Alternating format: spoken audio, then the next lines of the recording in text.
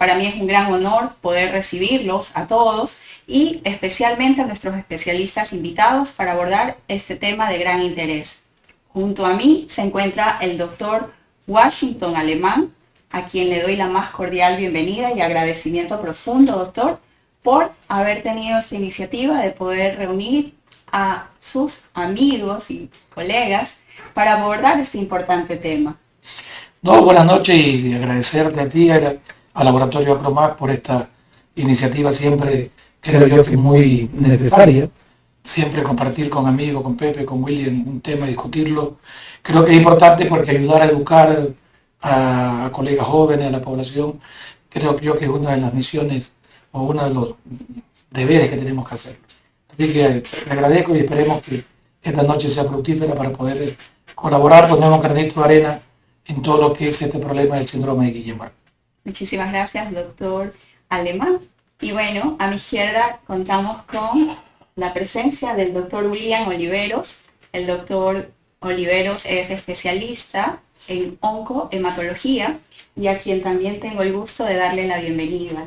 Gracias, doctor, por estar con nosotros. Gracias, muy amable por la invitación y poder compartir con selectos especialistas.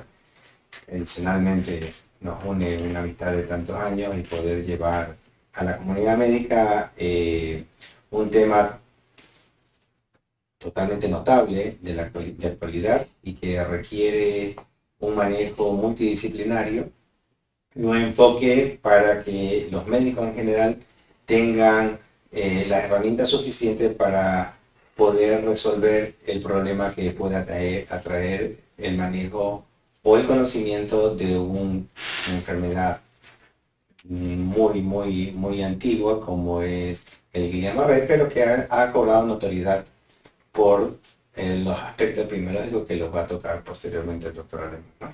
Gracias otra vez y bueno, esperemos poder resolver todas las preguntas de la Victoria.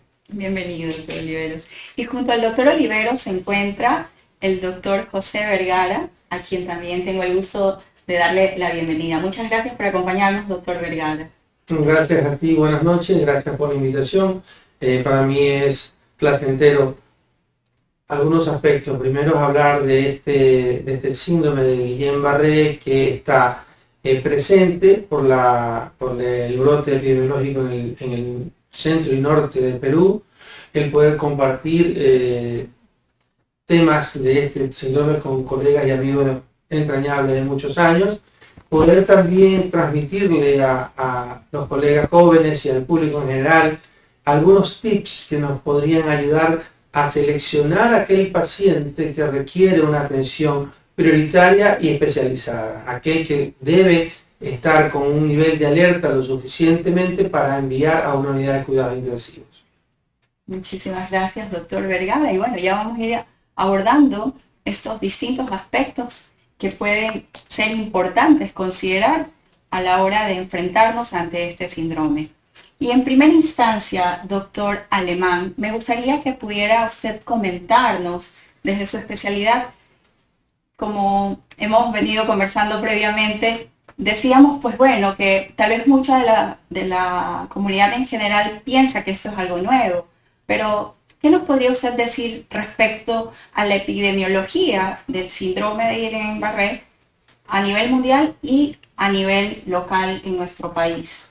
Mira, el síndrome de Guillain-Barré no es una enfermedad nueva, es una enfermedad que tiene muchos años y que tiene una distribución mundial y que anualmente hay casos, se reportan casos en muchos países.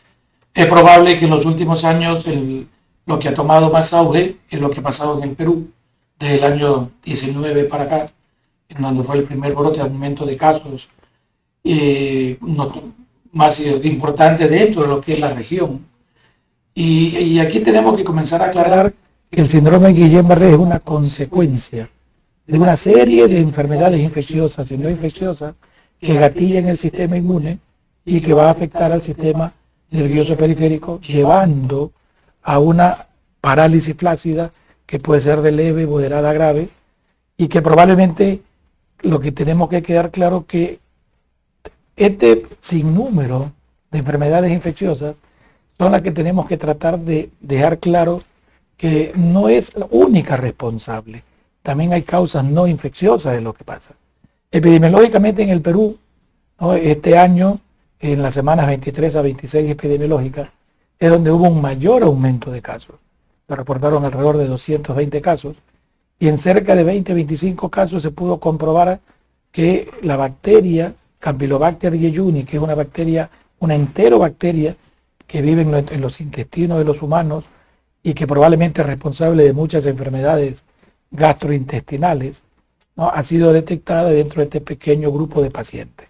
Es necesario ir aclarando que no es la responsable de, sino que es la que ha sido detectada probablemente dentro de lo que ha pasado en el Perú. Es interesante ver que epidemiológicamente hay 8 microorganismos que están íntimamente relacionados con que pueden gatillar el sistema inmune. Dentro de eso están enfermedades gastrointestinales a la cabeza, el Campylobacter jejuni, pero también tenemos la Yersinia, el Mycoplasma, la hepatitis B, la hepatitis C. Por lo tanto, yo creo que hay que dejar claro que el síndrome de Guillain-Barré es una consecuencia de una serie de enfermedades infecciosas y no infecciosas, en donde no se sabe claramente por qué gatillan el sistema inmune.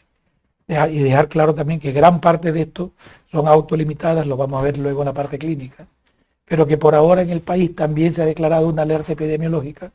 Hay alrededor de 22 casos que el Ministerio de Salud ha reportado y que es necesario tratar de evitar las alarmas o el pánico y tratar de llegar con información clara, concreta, concisa, no solamente para la población, sino para los médicos, para poder tener un diagnóstico adecuado, darle herramientas, porque este es un diagnóstico clínico. Y creo que ese es el motivo de esta reunión, ¿no? Tratar de poder ofrecerle pequeñas herramientas que los médicos generales de cualquier especialidad puedan tener sospecha, cuándo poder tener algún tic, cuándo sospechar, cuándo derivar y qué hacer. Con relación a estos datos epidemiológicos, ¿a quiénes suele afectar en mayor grado? ¿Adultos, a niños, hombres, mujeres? Mira, el Guillain-Barré es una enfermedad que puede afectarte en general a cualquier grupo poblacional. Lo que ha pasado en el Perú se ha visto que ha afectado a más hombres y adultos, pero también hay niños afectados.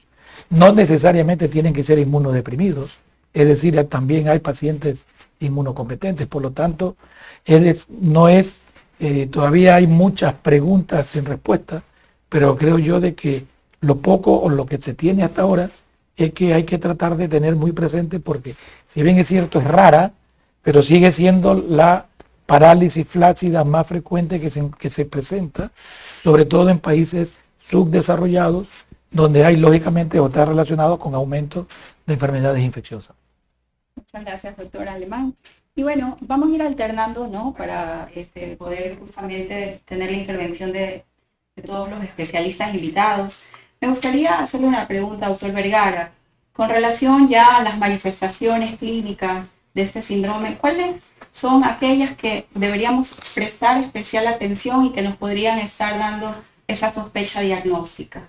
Sí, inicialmente el diagnóstico es básicamente clínico, es decir, la sospecha que va a llevar a realizar exámenes que nos van a ayudar a confirmar, pero el diagnóstico es inicialmente clínico. Eso implica que uno debe estar atento ante la presencia de un paciente que tenga determinados síntomas y signos. Lo más llamativo es una debilidad, ¿sí? Una parálisis flácida, una debilidad progresiva que habitualmente es bilateral, comienza en miembros inferiores y va subiendo. Se acompaña de arreflexia, es decir, no hay los reflejos osteotendinosos, lo cual lo hace cada vez más sospechoso. Y lo más importante es que suele presentarse entre 1 a 4 semanas de un evento gatillante, como lo mencionaba Guacho. El evento gatillante más reconocido es una infección gastrointestinal por Campylobacter jejuni. Y no solamente eso, sino que el síntoma de diarrea se vuelve un síntoma fundamental para entender y prestar atención al probable paciente que va a tener más evolución. De hecho, la diarrea forma parte de diferentes scores de evaluación. Entonces, tenemos una debilidad progresiva, ascendente, simétrica, con arreflexia y que puede ir avanzando hacia miembros superiores, y cuando toma los nervios craneales y la parte del bulbo respiratorio, parálisis facial, eso ya marca una progresión de la enfermedad que podría estar marcando gravedad. Eso es lo que hace que una persona sospeche. Si usted tiene un paciente que 2, 3 semanas atrás, 1 a 2 semanas atrás, tuvo un proceso respiratorio viral, aparentemente, un proceso gastrointestinal, un trauma importante, y luego de 1 a 2 semanas empieza a tener esta sintomatología que debe ser progresiva. Cuando esta sintomatología es abrupta, usted debe de dudar del Guillain-Barré. Pero si es progresiva, ¿sí?, es fuertemente sospechosa. Al hablar de progresión, doctor, tal vez si podemos precisar o hay algún tiempo estimado, progresión en horas, progresión en días, más o menos, sí, ¿cómo se va dando esa progresión? Es una muy buena pregunta, porque la progresión también le ayuda a usted poner un punto donde sospechar que no es Guillain-Barré. Si la progresión es muy rápida, si de que aparecen los síntomas, llega a la parálisis y la necesidad de asistencia en UCI, cuando es muy rápido debe sospechar que no es Guillain-Barré. El Guillain-Barré empieza a desarrollarse entre 1 semana y llega a su máxima expresión a la 4ª semana. Si tarda más de 4 semanas en aparecer esto, al llegar al nadir, que se llama, también debe sospechar que no es Guillain-Barré y pensar en diagnósticos alternativos. ¿Sí? Es verdad que el Guillain-Barré es una enfermedad monofásica. ¿Qué significa eso? Que tiene un inicio, un nadir, o sea, un máximo de sintomatología, y luego comienza una recuperación, que en el 85% de los casos va a ser sin mayor necesidad de cuidado intensivo. Y hay un pequeño porcentaje, o un porcentaje importante, depende de cómo lo vea usted, entre 15, 20, hasta 30% de pacientes que van a necesitar llevarlos a una unidad de cuidado intensivo. Entonces, esta progresión está entre la semana y las 4 semanas, donde se ve la gran mayoría de pacientes. También los pacientes suelen tener otros tipos de sintomatología, como por ejemplo lo que llamamos disautonomía. ¿Qué es la disautonomía? Es el fracaso de los signos vitales, ¿sí?, o las funciones vitales dependientes del sistema nervioso autónomo. Entonces los pacientes pueden tener taquicardia o bradicardia, hipertensión o hipotensión, cercano en 4 de 10 pacientes. Pueden tener fiebre, que es raro, pero está alrededor del 25%. Puede tener dificultad para orinar. Todos estos son síntomas disautonómicos. Cuando ellos están presentes, uno debe pensar de que está ante la presencia de un paciente que está desarrollando un cuadro de mayor gravedad. Muchísimas gracias, doctor Oliveros, muy interesante. Y bueno, nos da esas luces diagnósticas, ¿no? Como usted ha dicho, pues es netamente o principalmente clínico y pues ya nos genera esas alertas para poder estar atentos ante un posible caso. Y con relación a las formas de tratar, ¿no? ¿Cuándo vendría una intervención sabiendo pues que esto es un síndrome, pues y por ende va a necesitar un manejo multidisciplinario? Con relación a su especialidad, doctor Oliveros, desde tal vez ese primer abordaje, muchas veces en atención primaria, ¿cómo debería manejarse a este paciente y cuáles serían ya tal vez terapias de un manejo integral que corresponde también a su especialidad? Sí. Yo quiero puntualizar cómo viene el paciente, ¿no? Lo han explicado bastante bien el doctor Vergara. Pero ¿cómo viene el paciente? Porque no estamos, los que nos están atendiendo actualmente son médicos y que están en la práctica médica, ¿no? El paciente no viene lógicamente con un letrero en la frente que diga tengo Guillain-Barré, viene con una debilidad tal como le explicó. Y la mayoría de los pacientes tendrán una evolución leve. Y quizás muchos ni siquiera le pueden llegar a cumplir un diagnóstico. El 30%, como dice el doctor Vergara, serán pacientes que serán admitidos, ¿no? Serán admitidos y el complejo diagnóstico es muy amplio porque también hay variantes del síndrome de Guillain-Barré con los cuales uno puede jugar desde el punto de vista diagnóstico. Pero el paciente típico es el paciente que uno lo ve ingresado y lo pasa a UCI, a terapia intensiva, por el riesgo de tener parálisis respiratoria que va a requerir ventilación mecánica, que es la parte más delicada. Pero si uno ve la historia natural de la enfermedad, ese paciente se puede llegar a recuperar ad íntegro solo. Entonces las terapias no están destinadas ni al Campylobacter, ni tampoco al síndrome Guillain-Barré per se.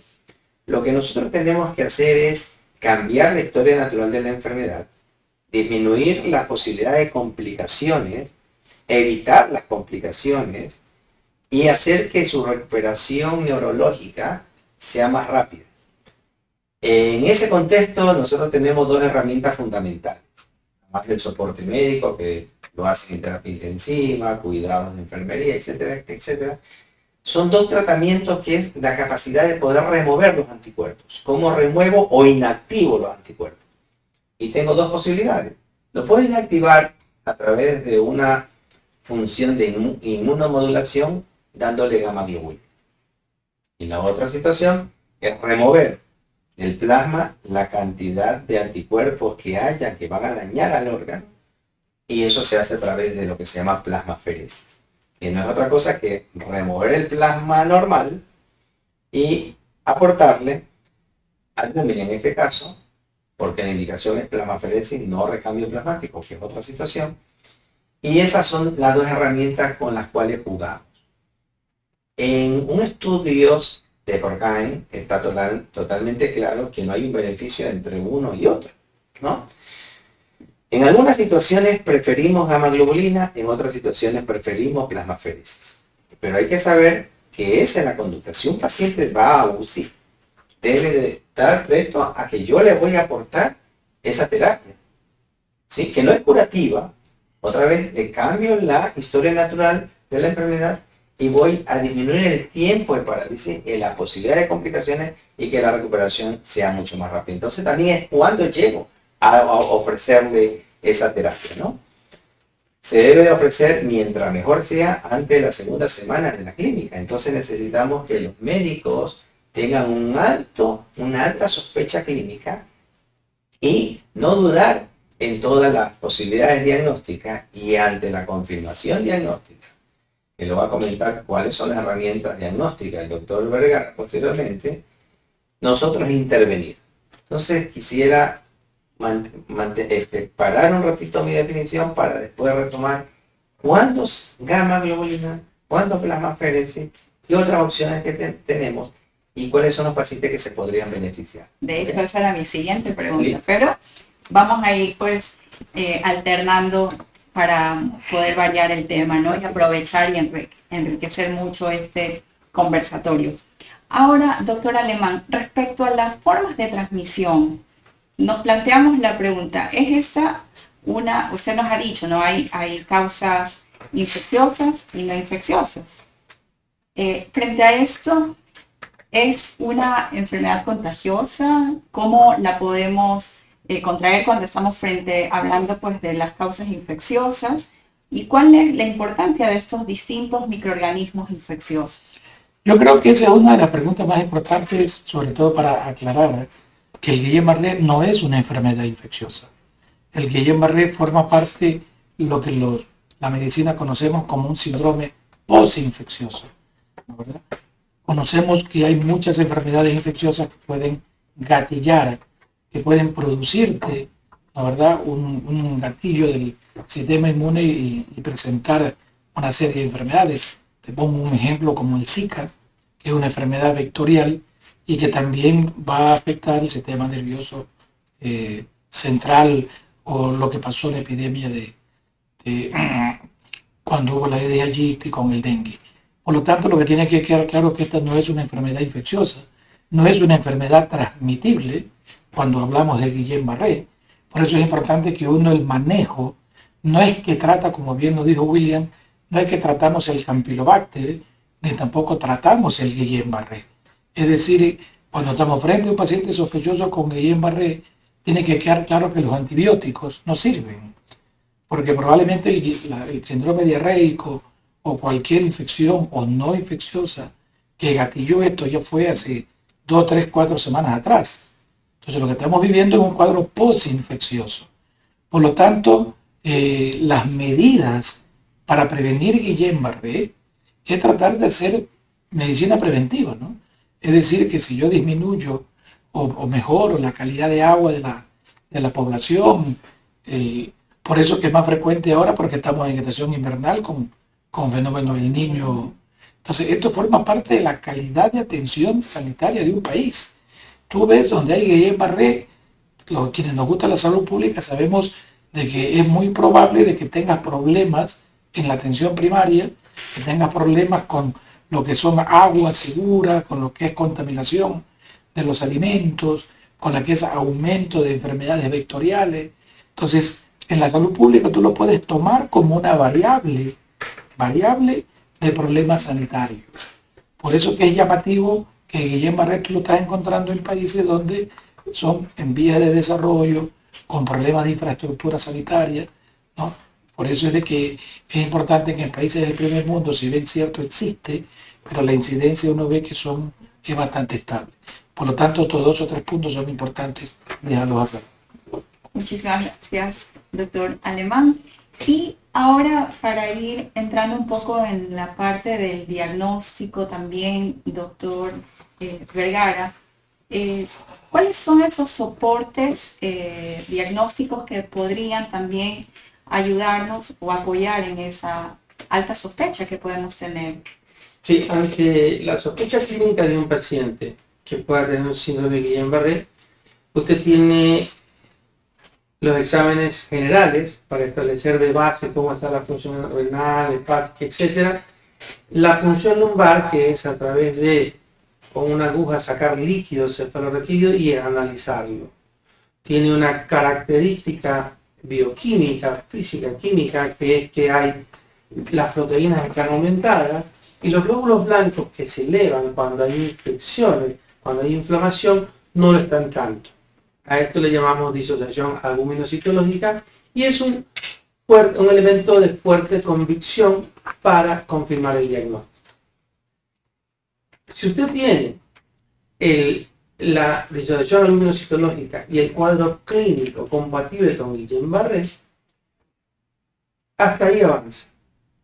Luego tiene lo que se llama la electromiografía y los potenciales evocados. Pero no son para diagnosticar Guillain-Barré, porque usted con la función y la clínica llegó. Es para diferenciar o estratificar qué tipo de Guillain-Barré tiene, porque hay variantes que hacen que la presencia de alguna de ellas se asocie con un pronóstico menos bueno. ¿Sí? Entonces usted puede identificar la variante de alteración motora, ¿sí? Lo que se llama neuropatía axonal motora pura o la motora sensitiva. Entonces, cuando hay una motora pura, un trastorno axonal, el pronóstico y la evolución del paciente se plantea que no va a ser tan bueno, que va a demorarse más en recuperarse al interior. Y cuando se plantean estos diagnósticos de formas no típicas de Guillain-Barré, usted tiene en laboratorio a la mano lo que se llaman el estudio de anticuerpos. Anticuerpos que van dirigidos contra la vaina de mielina, que es lo que cubre la fibra nerviosa, hay los anticuerpos que la atacan. ¿Por qué? Porque por un motivo desconocido, la infección por campylobacter o por mononucleosis infecciosa, ¿cierto?, cambia molecularmente la estructura de la mielina y entonces el cuerpo la desconoce y la ataca. Entonces se produce un autoanticuerpo. Pero ahí es importante aclarar algo. El Guillain-Barré no es una enfermedad autoinmune. El Guillain-Barré tiene una respuesta inmune contra el cambio de la estructura de la mielina. Y entonces se miden diferentes anticuerpos como el GD1, GA1, el G1Q, B, etc. Entonces, la presencia de estos anticuerpos hacen que uno sospeche de estas variantes y junto con el electromiograma y los potenciales evocados pueda hacer un diagnóstico definitivo. Y es importante saber que, afortunadamente, en Latinoamérica y en América en general, la forma más común es la forma clásica. mientras que en los países asiáticos la forma más común es justamente las formas atípicas, las formas neuronales, que son más graves. Aunque ya en México y en Brasil están informadas las formas de afectación neuronal motora. Eso es importante tenerlo en claro. Una vez que usted llega al diagnóstico, usted tiene que establecer a través de herramientas diagnósticas, ya no el diagnóstico, sino el pronóstico y probablemente a qué paciente voy a seleccionar para llevarlo a terapia intensiva. Entonces, hay diferentes scores, uno se llama IGLIS, otro se llama EGOS, que básicamente evalúan la presencia de parálisis facial, la presencia de debilidad y la presencia de disminución de la fuerza muscular en grupos musculares. Estos tres aspectos le van a dar una puntuación y cuando el IGLIS, que es el score que se utiliza, es mayor a 4, el paciente debe ir a UCI. Y el momento que va a UCI es un paciente sucedáneo para el tratamiento inmunomodulador. Sin dudarlo.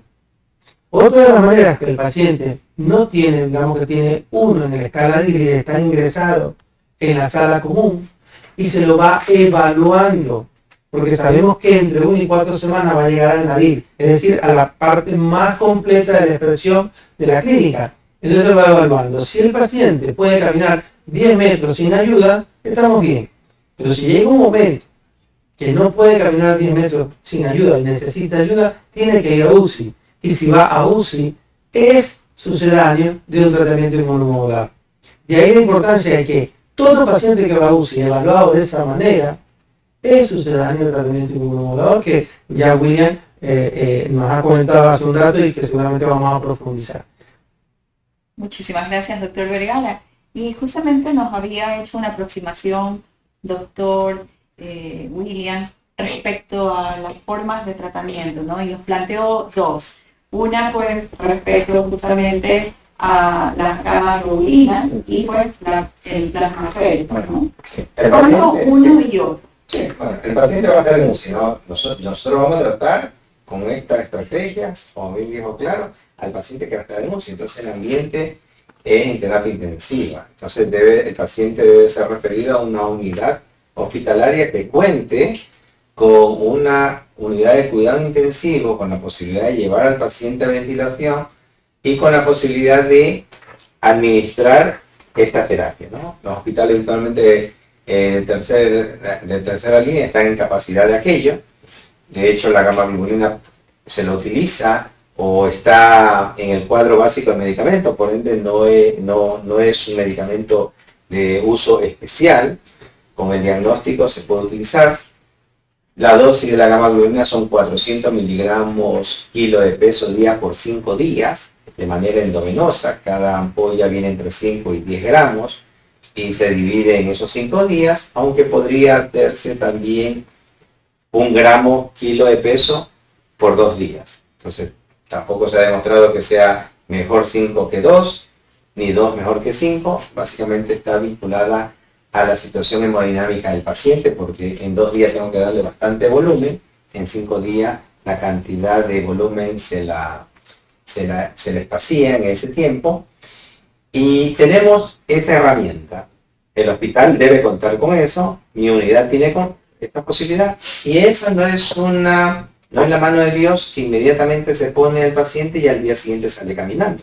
Dijimos que vamos a cortar el tiempo de parálisis, el tiempo de las complicaciones, y sus efectos se van a ver entre la primera y segunda semana, ¿no? ¿Cuál es el mecanismo de acción? Generar inmunomodulación. Se forman los anticuerpos, se pegan al nuevo anticuerpo que va en la gamma-globulina y se genera, lógicamente, una situación que se llama biotipo-antibiotipo. Entonces bloquea la acción del anticuerpo por un lado, y por otro lado va a generar anticuerpos que vayan, a su vez, a bloquear estos otros anticuerpos dañinos. La actividad de biotipo-antibiotipo se ve a la semana. O sea que una vez que yo le doy la gamma-globulina va a seguir actuando por 1 o 2 semanas. Qué interesante. Y esto es muy importante para que conozcan la otra opción.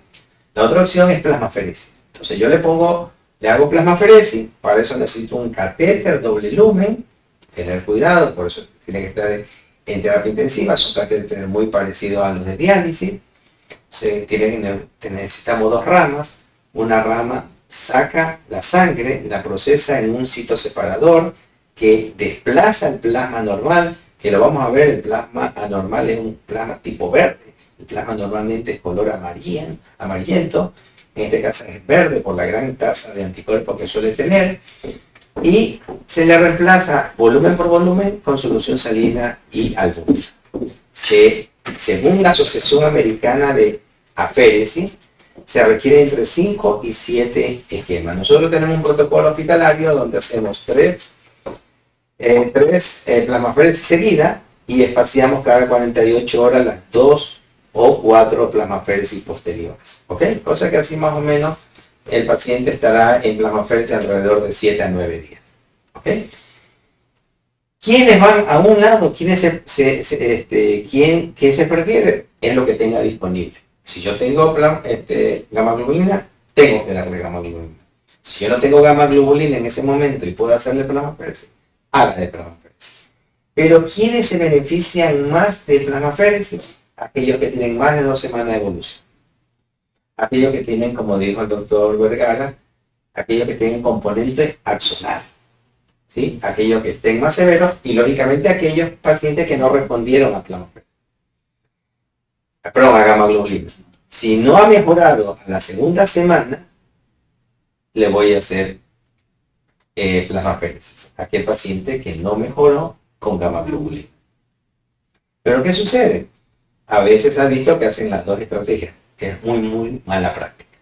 Hacer gamma globulina y plasmaféresis, porque en la plasmaféresis remuevo la inmunoglobulina. Recordemos que dije que la gamma globulina que se administra al paciente va a seguir actuando por muchas más semanas. Entonces, un graso error hacerle plasmaféresis conjuntamente con gamma globulina, ¿no? ¿Cuándo se puede hacer plasmaféresis después de un paciente que ha recibido gamma globulina? Inmediatamente al día siguiente, porque yo ya sé que eso no fue efectivo y voy a remover. No es que voy a esperar una semana más para recién ver si es que le voy a hacer plasmaféresis. Espero una semana, sí, para ver la evolución. Como dije, la respuesta no es inmediata. Yo puedo esperar respuesta a un paciente ventilado. Un paciente ventilado va a estar con una enfermedad de 4 a 6 semanas. Con el tratamiento, si es efectivo, va a estar ventilado 2 semanas. El impacto que tiene la ventilación corta, el doctor Vergara sabe muchísimo de eso, es menos complicaciones, mejor recuperación, mejor pronóstico y lógicamente vamos a tener mejores resultados. Una cosa que yo veía cuando éramos jóvenes, nosotros también fuimos jóvenes, porque ya por los años 80, 90, cuando íbamos a los hospitales, no habían estas estrategias terapéuticas y se utilizaba corticoides. Y veíamos que había una buena respuesta. No, señores, el corticoide no tiene nada que ver con la respuesta, es la evolución natural de la enfermedad que igual se va a recuperar con o sin corticoides. Por ende, los corticoides no deben ser utilizados. Ni solos, ni con gamma globulina, ni con plasmaféresis. De hecho, existen datos precisos de que se empeora, cambian lógicamente muchas situaciones inmunológicas que podrían complicar más, especialmente infecciones y un mayor deterioro o menor recuperación neurológica. Creo que esos son los aspectos. Si hay preguntas en el auditorio, podemos irlas resolviendo. Excelente aclaración, este punto final, doctor, y pues hemos escuchado tal vez dentro de la práctica médica muchas veces ver este tipo de intervenciones y es muy válido que usted pues lo haya aclarado. Muchísimas gracias, doctor Oliveros. Y bueno, como para ir cerrando, doctor Alemán, ¿cómo pudiéramos hacer una prevención efectiva? Usted ya algo nos decía, bueno, estamos en un país pues en vías de desarrollo, mucho se habla pues de la calidad del agua, pero ¿qué otras maneras de prevención podríamos también nosotros recomendar a la comunidad en general y a nuestra comunidad médica? Creo que debemos aprender lo que pasó con el COVID, en donde la desinformación a través de las redes sociales, la infodemia, causó más daño que la propia pandemia. Creo que eso es que nos lleva a que este tipo de reuniones tratemos de colaborar con mensajes claros, concretos y concisos. No es suficiente informar, Hay que educar y hay que comunicar, y hay que también comunicar. Por eso es que debemos dejar claro que una cosa es atención primaria, una cosa es tratar de seguir insistiendo en hacer prevención todo lo que te puede aumentar enfermedades infecciosas. Por eso que el agua y alimento seguro sigue siendo una prioridad, ¿no?, en países como los nuestros, donde fácilmente tú vas a tener una contaminación de aguas servidas. Estamos viendo lo que está pasando en ciudades como Durán, donde aumento de salmonela, leptospira, y lo que se viene con la enfermedad del niño. Creo que es necesario no mirar al Guillain-Barré, es necesario mirar todo lo que se haga como prevención y como promoción de la salud, ¿no? La educación de la comunidad es algo que el país tiene experiencia, por ejemplo, en el cólera. En el cólera se creía que la gente no se iba a educar, pero sin embargo la gente aprendió a hervir el agua, a colocarle cloro al agua, a tratar de no comer pescado crudo. Es decir, hay antecedentes en donde la educación de la comunidad es imprescindible. Y por otro lado, creo que otro de los motivos de estas reuniones es que este es un manejo multidisciplinario. Este es un manejo que no es solo del neurólogo, no es solo del intensivista, no es solo del hematólogo. Este es un manejo multidisciplinario. Porque el uso y abuso de medicamentos, como es el caso de los corticoides, que bien lo manifestó William, que a los infectólogos en el COVID también vimos cómo de manera abusiva, se puede decir, el uso de corticoides se daba en el Guillain-Barré o en cualquier patología neurológica. A veces el uso del corticoides se lo tiene como un medicamento, entre comillas, antiinflamatorio, y lo que conlleva son una serie de complicaciones. Pues yo creo que este manejo multidisciplinario es fundamental. El país, la ciudad, tiene capacidad técnica de especialistas que están lo suficientemente formados como para poder interactuar en beneficio de la población, y eso es lo que creo yo que estamos tratando de llevar para que haya una tranquilidad en la población, evitar el pánico con desinformaciones que probablemente causan más daño que la propia enfermedad. Doctor Vergara, respecto a la recuperación del paciente, ¿qué pronóstico tiene ese paciente una vez que ha sido tratado y que llegó a una terapia intensiva? ¿Cuáles serían los pasos siguientes luego de que sale de esta terapia intensiva? Sí, un punto antes de responderte, me gustaría agregar algo a lo que acaba de decir el doctor Alemán, que me parece fundamental. Es el hecho de decirle a la comunidad, tanto médica, sobre todo a los médicos jóvenes, como a la comunidad en general, no se debe dar antibióticos. Cuando el paciente llega con un cuadro clínico sugestivo de Guillain-Barré, hace 2 semanas o una semana como mínimo estuvo el proceso infeccioso. En ese momento ya no hay que darlo. No solamente porque no es necesario, sino porque es peligroso. Porque si da antibiótico terapia, todo el antibiótico elimina bacterias. Muchas veces elimina bacterias que son comensales, que viven en nuestro cuerpo, haciendo el campo propicio para que se desarrollen bacterias resistentes, y si presentase, cuando está intubado y ventilado en terapia intensiva, una nueva infección, lo va a hacer con gérmenes resistentes, que va a obligar a utilizar antibióticos de otro tipo, de otras generaciones, de otro espectro de acción, y que por lo general también son más caros. Y cada día que se prolonga la internación de un paciente en cuidados intensivos en un hospital del Ministerio y del IES, cuesta al Estado, nos cuesta a nosotros $1.000 promedio. Entonces, juega fundamental importancia el tratamiento con los inmunomoduladores, que disminuyen el tiempo de enfermedad y el tiempo de internación. Cada día de internación media son $1.000 menos, lo cual justifica que estas terapéuticas que tienen un valor importante se deban hacer. Contestando su pregunta, fíjese usted que lo interesante en el monitoreo de la respuesta es que no se necesita nada en especial. Cuando el paciente está intubado y ventilado y recibe un tratamiento inmunomodulador, cuando ya el doctor Olivero eligió cuál es el adecuado para ese paciente en ese momento, usted la primera semana, los primeros 10 días, hace un seguimiento de la respuesta. ¿Y cuál es el seguimiento de la respuesta? El paciente recuerda que estaba con paresisplasia. Y lo que se pide es ver si el paciente puede levantar su mano contra gravedad, y una vez que lo ha levantado contra gravedad, contra resistencia. Entonces, si él logra levantar su mano, si él logra levantar sus piernas, si lo hace aún contra la leve resistencia que uno le opone, uno dice, está respondiendo, aunque siga estando intubado y ventilado. Ese es el monitoreo. Y no necesita ninguna herramienta más que estar atento para hacerlo.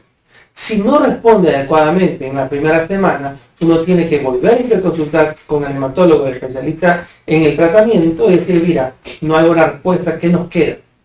Una segunda tanda del mismo tratamiento, o hago un segundo tratamiento diferente al primero. Entonces ahí, conversando al lado de la cama del paciente, se tomarán decisiones.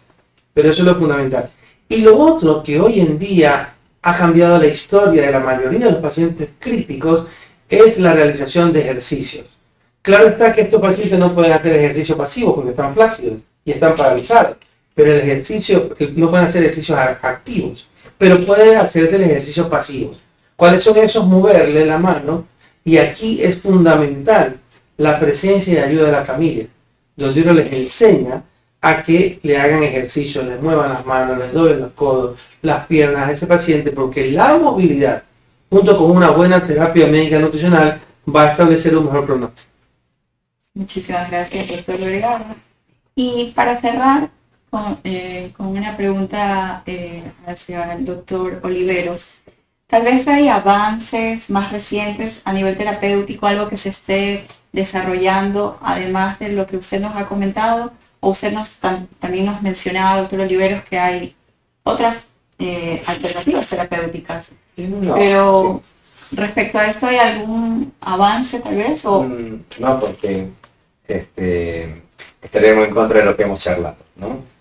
El doctor Alemán puntualizó bien que es una respuesta inmunológica a un germen que impacta a la fibra nerviosa.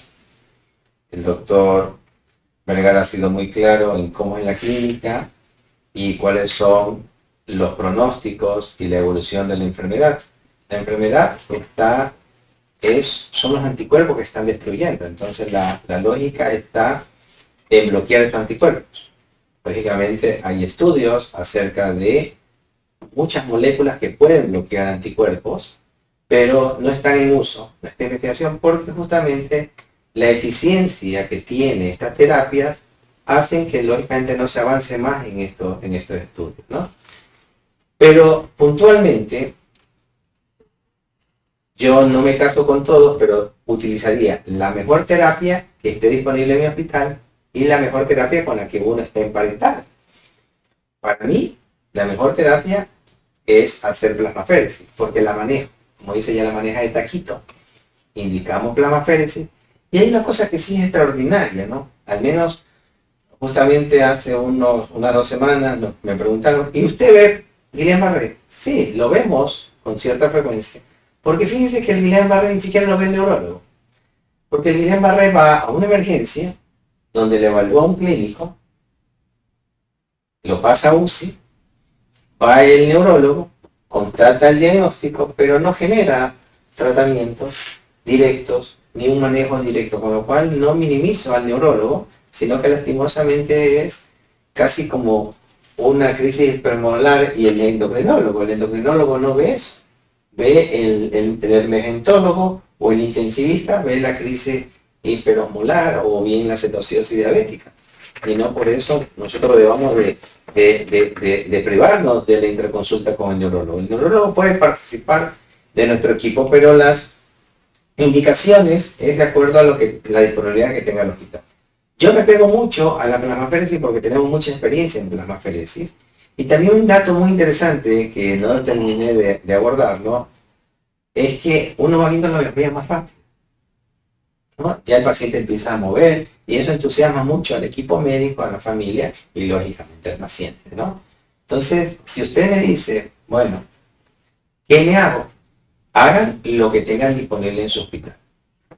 Hagan lo que mayor experiencia tenga. ¿Qué hace el doctor Olivero?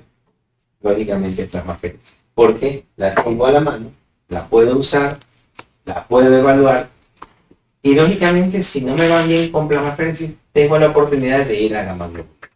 Y hacen todo lo contrario, no están mal. Pero es la experiencia que tienen ellos. Nosotros, posiblemente en el hospital, nosotros tenemos alrededor de unas 240 plasmaféresis hechas, de los cuales apenas 12 pacientes han sido con polineuropatía. O sea, tenemos más experiencia, 240 eventos, no 240 pacientes. Entonces tenemos mayor experiencia con plasmaféresis en nuestro hospital. ¿Ok? Camalibul. Excelente, doctor Oliveros. Sí. Y bueno, no sé si algo que se nos haya escapado o algo que quisieran acotar. Él es el acotador. No, yo creo que por ahí al final acotar, como bien dijo William, es cuando no usar ya gamma globulina o ningún inmunomodulador, ¿no? Porque creo yo que se ha dicho claramente cuándo usarlo, qué usarlo, lo que más tenga, pero también creo yo que es necesario dejar claro cuándo ya no usarlo o cuándo su beneficio probablemente ya es mínimo o probablemente infructuoso, ¿no? El paciente que ya tiene más de 4 o 6 semanas, creo que probablemente su utilidad es muy discutida y probablemente el beneficio va a ser también muy pobre, ¿no? Excelente, doctor Alemán. Sí, excelente aclaración, doctor, ya que el doctor Olivera no lo comentó. También es interesante el hecho de que hay estudios que no son estudios diagnósticos habituales, pero que son herramientas importantes cuando uno se encuentra ante un paciente con esta sintomatología, pero que tiene ya más de 4 semanas de evolución o que lo ha hecho muy rápidamente. Entonces, están herramientas como la tomografía computarizada, la resonancia magnética nuclear, que uno toma para tratar de buscar un diagnóstico alternativo. Porque clínicamente parecería que es muy sencillo, una persona que tiene con debilidad progresiva, simétrica, pero no todo lo que brilla es oro, ¿sí? Y por lo tanto hay que estar atentos a ello, ¿sí? La presencia de síntomas adicionales a este cuadro clínico también nos obliga a abrir el paraguas de las posibilidades de diagnóstico. Entre doctor Vergara y doctor Oliveros. Sí, tengo un punto muy importante. Si usted tiene un cuadro clínico que supera las 6 semanas, ya no es Guillain-Barré. No es Guillain-Barré si se trata de una polirradiculoneuropatía crónica, donde también se benefician de plasmaféresis, pero lógicamente serán las diagnósticos con las herramientas que ya comentó, ¿no? Una electromiografía, potenciales evocados, una tomografía, una resonancia. Entonces, de esa manera podemos nosotros tener también la posibilidad. Pero si yo ya tengo un paciente que ya a 6 semanas sigue con parálisis, eso ya no es un Guillain-Barré. El Guillain-Barré, en otras palabras, se muere porque no tiene asistencia crítica en cuidado intensivo debido a la falla respiratoria. La mortalidad es bajísima, 1%. Y si el paciente sigue con parálisis en la 6ª semana, ya no es Guillain-Barré. Ya en realidad estamos con una polirradiculoneuropatía crónica, que ahí sí necesitamos al neurólogo de manera expresa, y lógicamente me va a decir otra vez el neurólogo, interconsulta de hematología, porque necesitamos plasmaféresis o quizás gamma globulina, pero plasmaféresis en estos casos suele ser un poco más. Excelente. Bueno, realmente he disfrutado de escucharlos. Gracias por la experiencia compartida. Gracias por haber aceptado la invitación, doctor. Y bueno, a ustedes pues por acompañarnos. También pues decirles, doctor, pues que espero que esto pues también, como ustedes bien lo han dicho, genere mayor conocimiento y ese interés por conocer más, por estudiar, por investigar. Y bueno, también de saber nuestras limitaciones y cuándo debo dar un paso al costado y pues poder trabajar en equipo, ¿no? O darle la posta pues a otro especialista que me ayude justamente en este manejo. Entonces, bueno, gracias una vez más, doctor Alemán, por habernos acompañado, por esta iniciativa de reunirnos, y pues que siempre cuente con Acromax. Esta es su casa y aquí pues son bienvenidos, así que esperamos generar nuevas reuniones, nuevos conversatorios, y pues estaremos muy pronto también transmitiendo en vivo con nuestros colegas también para escuchar sus opiniones y sus consultas.